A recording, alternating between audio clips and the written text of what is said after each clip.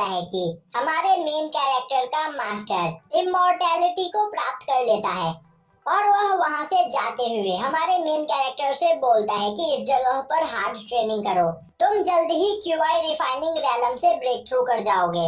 अब 10,000 साल के बाद हमारे मेन कैरेक्टर का एक साथी भी इमॉर्टैलिटी को प्राप्त कर लेता है और वह भी जाते हुए हमारे मेन कैरेक्टर से सेम ही बात कहता है।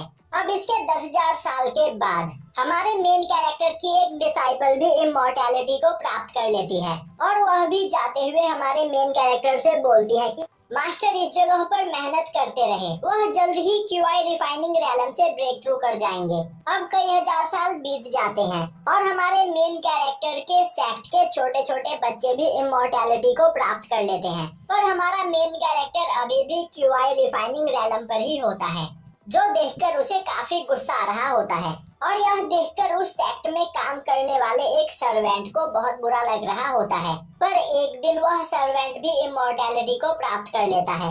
अब 50,000 साल से ज्यादा का टाइम बीत चुका होता है, पर मेन कैरेक्टर अभी भी क्यूआई रिफाइनिंग रैलम पर ही होता है और देखते ही देखते 90,000 साल बीत जाते हैं और सेक्ट के कुत्ते बिल्ली भी इमॉर्टैलिटी को प्राप्त कर लेते हैं, पर हमारा मेन कैरेक्टर अभी भी क्यूआई रिफाइनिंग रैलम पर ही होता है, जो देखकर उसे काफी गुस्सा आ रहा होता है। अब वह गुस्से में एक केव के अंदर चला जाता है और उस केव के डोर को सील करता हुआ बोलता है कि जब तक मैं क्यूआई रिफाइनिंग रैलम से ब्रेक थ्रू न कर लूं, तब तक मैं इस केव से बाहर नहीं निकलूंगा। अब धीरे धीरे कई साल बीत जाते हैं और इस बीच हमारे मेन कैरेक्टर का सेक्ट काफी ज्यादा कमजोर हो जाता है, जिस वजह से उनके आस पड़ोस के सेक्ट उन्हें दबाने की कोशिश करते हैं। अब एक दिन एक सेक्ट का यंग मास्टर टियानलान सेक्ट में आता हुआ वहाँ की एक लड़की को धमकी देते हुए बोलता है कि तुम्हारा सेक्ट अब कुछ ही दिनों में डिस्ट्रॉय होने वाला है, तो यहाँ पर तुम्हारे पास बस एक रास्ता बचा है, तुम मुझसे शादी कर लो, वरना मैं आज ही तुम्हारे सेक्ट को डिस्ट्रॉय कर दूंगा। अब यह सुनकर उस लड़की को काफी ज्यादा गुस्सा आता है और वह बोलती है कि यहाँ पर चाहे कुछ भी क्यों न हो जाए, वह उससे कभी शादी नहीं करेगी।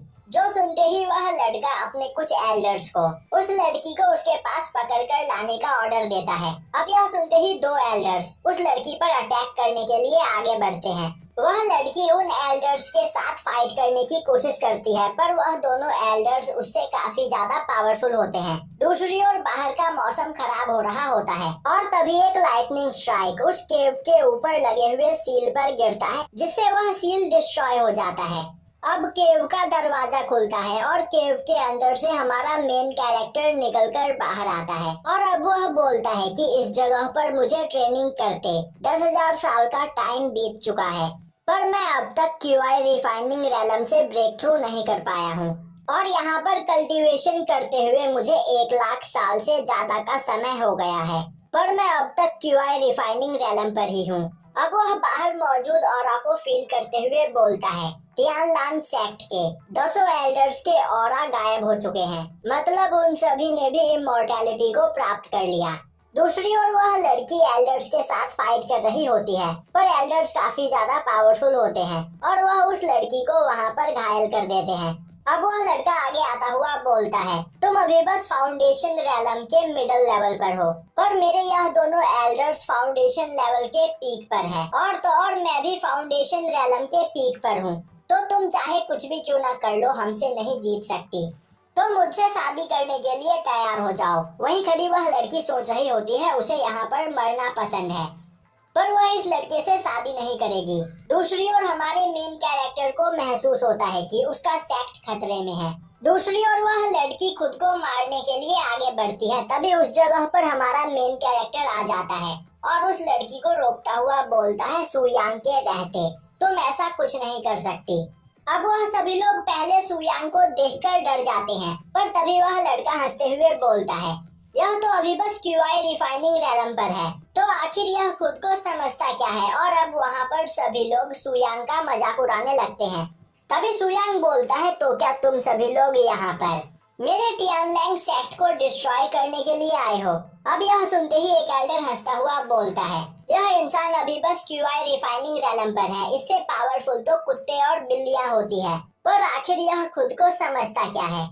तभी दूसरा एल्डर बोलता है मैं इसे अपनी एक उंगली से मार सकता हूँ और अब वह सुयांग पर अटैक करने के लिए आगे बढ़ता है। उसी वक्त सुयांग अपनी एक उंगली का यूज करते हुए उसे मार देता है। यह देखकर सभी लोगों के होश उड़ जाते हैं। तभी सुयांग आगे बढ़ता हुआ एक एल्डर को बस टच करके मार देता है, जो देखकर सभी लोग डर जाते हैं। तभी सुयांग बोलता है, तुम्हें मैं इस जगह पर तड़पा के मारूंगा। और अब वह तीसरे एल्डर को गला दबाकर मार देता है, जिसके बाद वह चौथे एल्डर को देखते हुए बोलता है, तुमने इस जगह पर मुझे कुछ नहीं कहा, इसीलिए मैं तुम्हें पेनलेस डेथ दूंगा। और अब वह चुटकी बजाकर उसे धूल बना देता है। अब यह देखकर वह लड़का काफी ज्यादा डर जाता है और बोलने लगता है कि यह क्यूआई रिफाइनिंग रैलम पर नहीं बल्कि गोल्डन एक्सिलर रैलम पर है, क्योंकि गोल्डन एलिक्सर रैलम का ही कोई पर्सन फाउंडेशन रैलम के पर्सन को इतनी आसानी से मार सकता है। और अब वह अपने साथी के साथ वहां से भागने लगता है। तभी सुयांग बोलता है, आखिर यह लोग डर क्यों गए? मैं गोल्डन एक्सिलर रैलम पर नहीं बल्कि क्यूआई रिफाइनिंग रैलम पर ही हूँ। और यहीं पर यह एपिसोड खत्म हो जाता है।